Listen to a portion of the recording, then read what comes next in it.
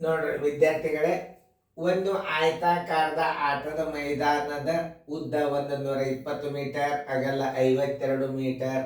ಎರಡನೇ ಮೈದಾನದ ಉದ್ದ 112 ಮೀಟರ್, ಅಗಲ 60 ಮೀಟರ್ ಇದ್ದರೆ ಯಾವ ಮೈದಾನ ದೊಡ್ಡದು? ಯಾವ ಮೈದಾನ ದೊಡ್ಡದಂದ್ರೆ ಏನು ಮಾಡ್ತೀರಿ ನೀವು?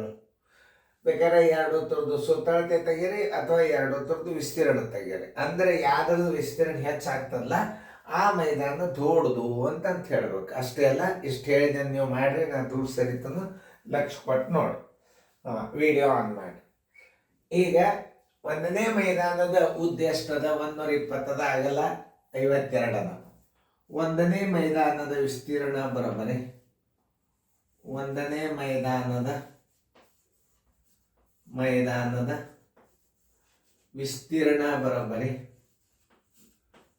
ವಿಸ್ತೀರ್ಣ ಬರೋಬ್ಬರಿ ಎಷ್ಟು? ವಿಸ್ತೀರ್ಣದ ಸೂತ್ರ ಮೊದಲು ಗುರ್ತಿರ್ಬೇಕು ನಿಮಗೆ. ಇಲ್ಲಿ ಬರೀತಾನೆ ವಿಸ್ತೀರ್ಣ ಬರೋಬ್ಬರಿ ಉದ್ದ ಗುಂಡ್ಲೆ ಅಗಲ. ಇದು ಕಾಮನ್. ಎಷ್ಟದ ಉದ್ದ? 120 ಅದ. ಅಗಲ ಎಷ್ಟದ?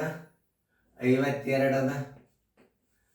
ಪೂಜೆ ಆಮೇಲೆ ಇಟ್ಕೊಳಕಂತ್ರಿ 12 2 24, ಕೈಲ ಬಂತು 2, 12 5 60, 1 2 62, ಇದೊಂದು 0 ಇಲ್ಲಿ ನೋಡಿ. ವಿಸ್ತೀರ್ಣ ಚದರ ಮೀಟರ್ ಎಷ್ಟು ಬಂತಿದ್ದು? 6240 ಚದರ ಮೀಟರ್. ಒಂದನೇ ವಿಸ್ತೀರ್ಣ ಎಷ್ಟು? 6240 ಚದರ ಮೀಟರ್. ನೋಡಿ, 12 2 24, 2 12 5 60, 6240 ಚದರ ಮೀಟರ್. ಎರಡನೇ ಮೈದಾನದ ವಿಸ್ತೀರ್ಣ ಬರೋಬ್ಬರಿ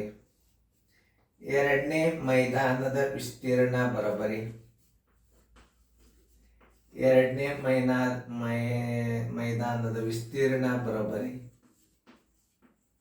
ಅದರದ್ದು ಎಷ್ಟದ ಉದ್ದ ನೋಡ್ರಿ? 112 ಗುಂಡ್ಲೆ 60 ಪೂಜಿ ಹೊರಗಿಡ್ರಿ. ಆಮೇಲೆ ಪೂಜಿ ಇಲ್ಲಿ ಹೊರಗಿಡ್ರಿ. ಆಮೇಲೆ 6 12 6 72, 12 6 72, 6 1 6, 6720 ಚದರ ಮೀಟರ್.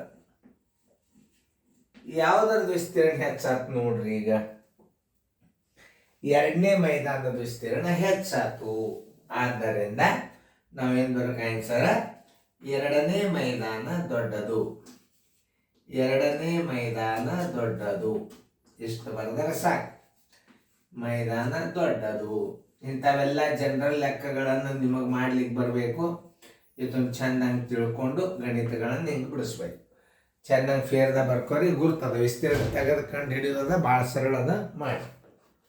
ಮುಂದಿನ ಲೆಕ್ಕನ ಬರೀತನು ಚೆಂದಂಗೆ ಬಿಡಿಸ್ರಿ.